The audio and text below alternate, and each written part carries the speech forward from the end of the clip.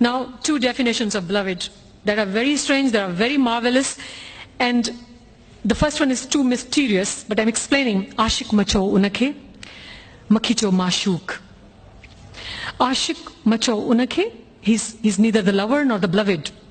Ashik macho unake, makicho mashuk, khalik chau makhamatu, makicho makhluk, salj tahi sluk, jo nakisa ningyo. So now this is the definition of love, one of the definitions of love of beloved that Bhittai defines. Do not call him lover, nor the beloved, or you juvenile, you immature.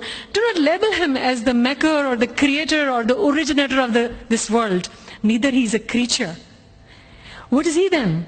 Is a mystery? What's the message of Bhittai then here? So that is the only one can understand this mystery who are at the highest stages of consciousness, who are at highest stages of knowledge or even morals or even character.